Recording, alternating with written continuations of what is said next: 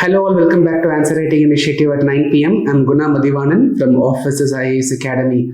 Friends, if you are watching this Answer Writing Initiative for the first time, then please watch my first video in this Answer Writing playlist so that you will know how to participate in this Answer Writing series. It is open to all, everyone can participate.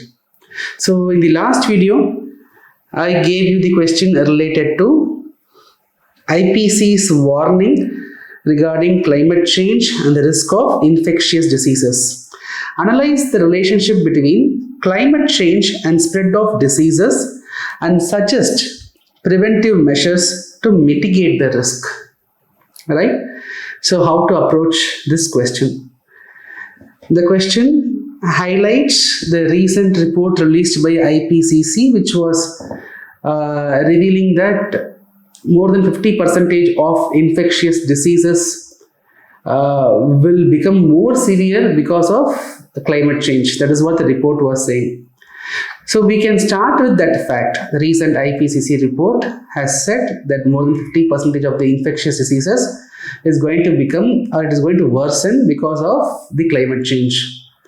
So in this question, please do not explain what is IPCC. IPCC was set up in the year 1988 by WMO, World Meteorological Organization, and UNEP. All those stuff is not required. Directly say IPCC report has revealed this. Then you explain what is the relationship between this climate change and the infectious diseases. That part you can explain. So introduction, you are going to highlight the recent report. Then from there, you are going to give points which is connecting the climate change as well as the diseases. So you can come up with a list of points. For example, this climate change is going to increase the population of vectors like mosquitoes. So these vectors is going to carry more infectious pathogens. So this is one way that can be increase in spread. Right? So vector is one thing. Another point we want to highlight, say, habitat loss. Right, so this climate change is going to result in habitat loss. So this is going to result in more man-animal conflict, and that is going to result in spread of more zoonotic diseases. Right, then you can mention about permafrost thawing. Permafrost is nothing but permanently frozen region. So permafrost thawing is going to result in exposure of those pathogens which were buried millions of years ago. So those are also sometimes referred as zombie virus. Right? So these pathogens are nothing but permanently frozen region. These frozen region, because of climate change, when that gets melted, then the buried microorganisms which are millions of years old, that will be exposed. When that is exposed, then we will be facing new viruses, new pathogens that is going to increase the infectious diseases. Right? So vector, habitat loss, permafrost, and also these climate change is resulting in erratic temperatures, high temperatures, low temperatures, increase in rainfalls.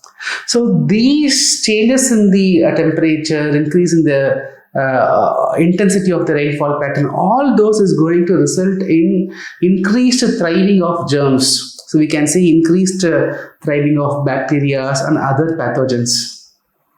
Right? So all these can be highlighted as the relationship, as how we can explain. To these points, we can explain how the climate change and these diseases are getting related.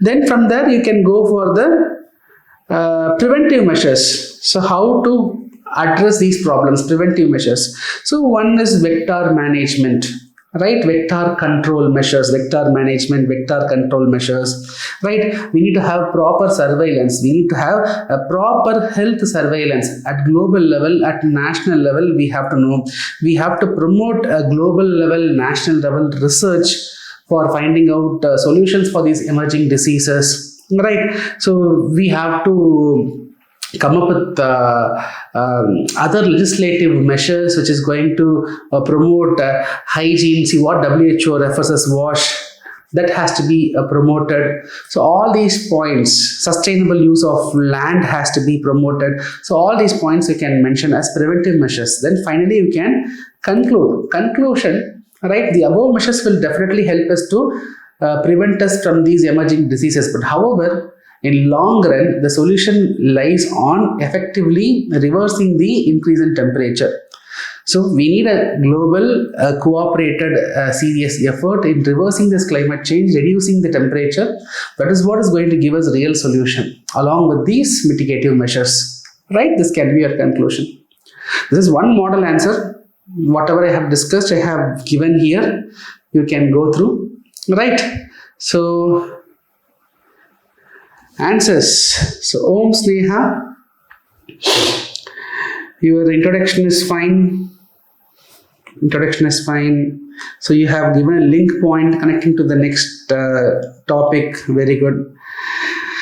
So climate change and invasive species, pathogens, antimicrobial resistant point is good. Yes, because of change, increase in climate, temperature, change in pressure conditions, reports are saying that it is going to make the bacteria and other pathogens more antimicrobial resistant, right? Increased man-animal interactions due to habitat loss causes rise in zoonotic disease, more frequent intense disease outbreak, preventive measures, One Health approach, good. One Health approach can be here or you can use it in conclusions also. Early diagnosis, public awareness. Your answer is neat. Your answer is neat, Sneha. We will see the next one. Kritika. So according to the latest report, yes, introduction is fine. Then you have given the relationship.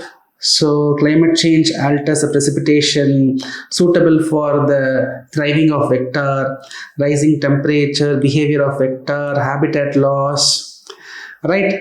Climate change affects the agricultural system, that is going to impact the nutritional value, it will compromise our immune system. Great. Well, the only problem with you, Kritika, is in the preventive measures, all the points which you have highlighted is of national perspective, right? The question is not about India, right? The question is not about India.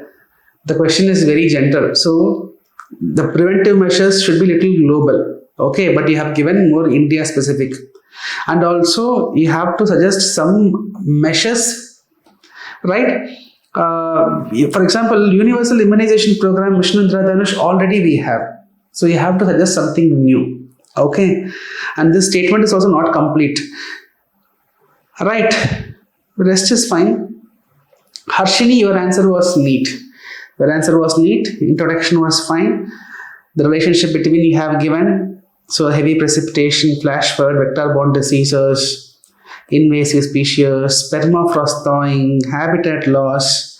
So solution, disease surveillance, WHO's WASH has to be implemented, strengthening public health sector, research and development, mitigation. Right, but only problem is with your conclusion. Your conclusion is related to climate change, but I want a conclusion, or the question demands a conclusion connecting climate change and diseases. But this is regarding climate change only. Okay, so that is the only issue with your answer. Rest is fine. So the question for today: reforms in the UN are absolutely essential to make the international body relevant again. Comment. Right? I hope this initiative is adding value to your preparation. I will see you tomorrow. Till then, bye. Take care.